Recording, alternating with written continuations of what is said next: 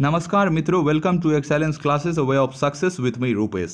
दोस्तों, उत्तराखंड से बहुत ही अनफॉर्चुनेट खबर आ रही है कि वहाँ पे फिर से मैसिव फ्लड आई है और वहाँ पे जो है नंदा देवी ग्लेशियर में मेल्टिंग हुआ है। तो चलिए हम लोग उसको समझने का थोड़ा प्रयास करते हैं। ये जो है, अगर आप यूपीएससी बीपीएससी की प्रिपरेशन कर रहे हैं या किसी भी स्टेट पीसीएस की आप प्रिपरेशन कर रहे हैं तो उसमें डिजास्टर मैनेजमेंट वाले सेक्शन में इससे प्रश्न आने की संभावना बनती है। तो चलिए हम लोग आगे इसको समझते हैं।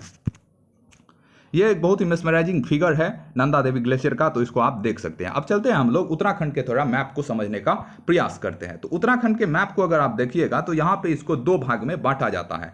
ये भाग जो होता है इधर का, ये हो जाता है कुमाऊं, और ये वाला जो रीजन है ये हो जाता है गढ़वाल।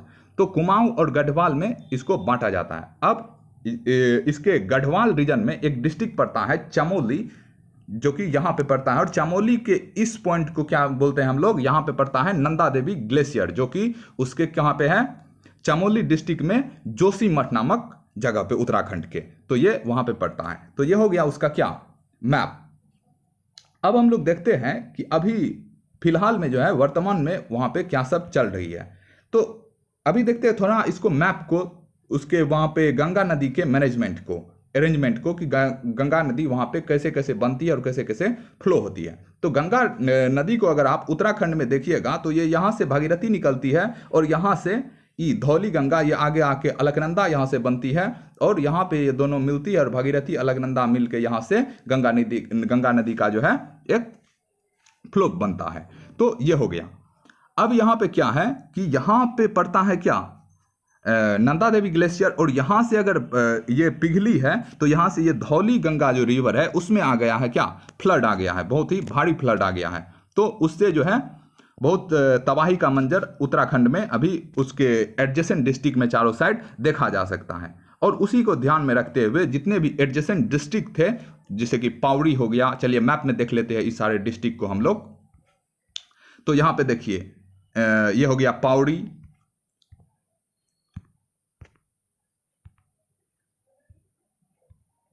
ये डिस्ट्रिक्ट हो गया पाउड़ी, यहाँ पे हरिद्वार, यहाँ पे टेहरी, यहाँ पे रुद्रप्रयाग। तो ये सारा जितना भी रीजन है जो कि चमोली डिस्ट्रिक्ट से लगता है, उसको जो क्या किया गया है, वहाँ पे हाई अलर्ट जारी कर दिया गया है। क्यों? क्योंकि ये फ्लड को ध्यान में रखते हुए, क्योंकि उधर से मैसिव फ्लड आ रहा है। और इधर से यहाँ से निकलती है कौन सी रिवर, यहाँ से निकलती है एक रिवर, अभी जस्ट बताए हम कि यहाँ से निकलती है धौली गंगा, जो कि यहाँ पे आके बनती है क्या, गंगा, अलकनंदा से होते हुए। तो यहाँ पे बन गई अलकनंदा।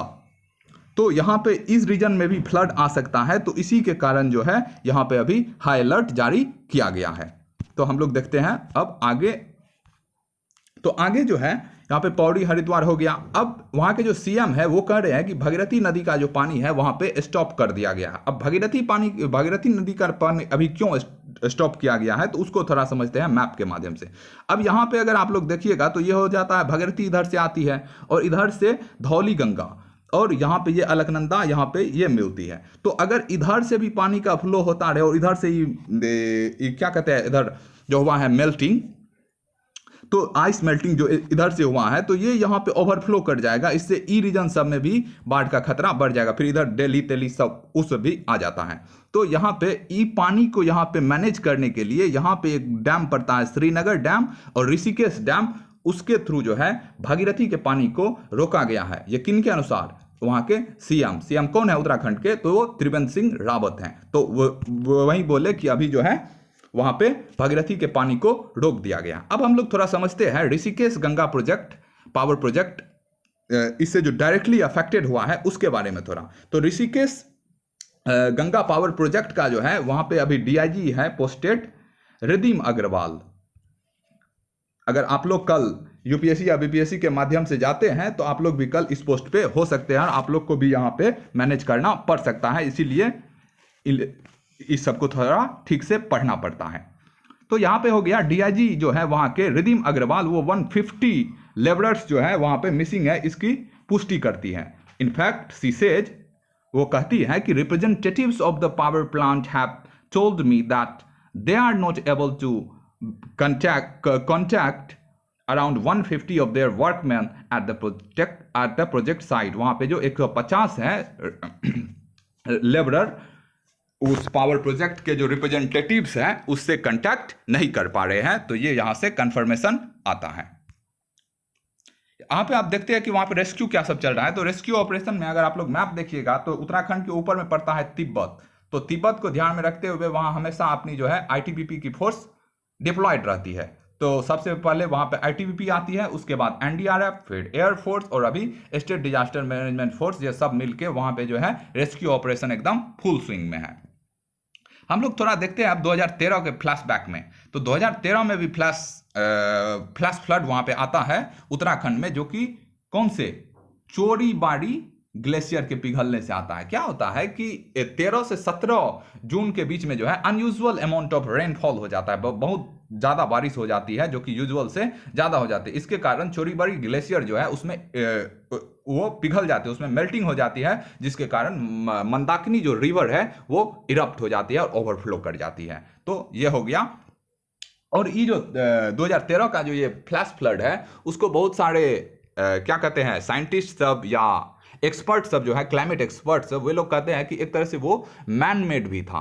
क्यों? क्योंकि नेचुरल क्लाउड्स तो था ही, रेनफॉल, अनयूजुअल रेनफॉल, लेकिन अब जैसे टूरिज्म होता है, फिर वहाँ पे अभी 4 लेन बन रहा है, फिर खनन होता है, तो इस सब से क्या होता है, इन्वायरमेंट को हम लोग बहुत ही क्षतिग्रस्त कर रहे हैं, जिसके कारण ये सब घटना जो है बीच बीच में आती रहती है। तो हम लोग को यहाँ पे सोचना होगा कि हम लोग कैसे आगे बढ़े और अपने इन्वायरमेंट को कैसे एक सस्टेनेबल वे में यूज करें। आगे आप लोग देख सकते हैं, ये हमारे प्राइम मिनिस्टर के ट्वीट है जो कि बोल रहे हैं कि I am constantly monitoring the unfortunate situation in Uttarakhand. वो बोल रहे हैं कि हम कॉन्स्टेंटली मॉनिटर कर रहे हैं उत्तराखंड के सिचुएशन को। India stands with Uttarakhand and the nation prays for everyone safety there, have been continuously speaking to senior authorities and getting updates on NDRF deployment, rescue work and relief operation। तो prime minister भी वहां से एक एक पल की information ले रहे हैं और एकदम अपडेटेड है। इसी तरह यहाँ पे अब आगे कौन, त्रिवेंद्र सिंह रावत, ये भी बोल रहे हैं कि हम भी निकल गए हैं घटनास्थल के लिए, और ये विनती कर रहे हैं क्या कि पुराने वीडियो भी इंटरनेट पे बहुत शेयर हो रहा है, जिससे कि पैनिक फैल रहा है। तो बहुत सारे इंटरनेट पे अभी वीडियो भी है जिसको कि मैंने इंक्लूड नहीं किया इसी के कारण, क्योंकि उसकी कोई ऑथेंटिकेशन नहीं है, और यही बात बोल रहे हैं वहाँ के चीफ मिनिस्टर भी। तो दोस्तों ये था हमारा लेक्चर वहाँ पे डिजास्टर जो हुआ है उत्तराखंड में, उस पर आशा है आप लोग को कुछ सीखने को मिला होगा। हम लोग मिलते हैं अब नेक्स्ट वीडियो में, तब तक के लिए बाय।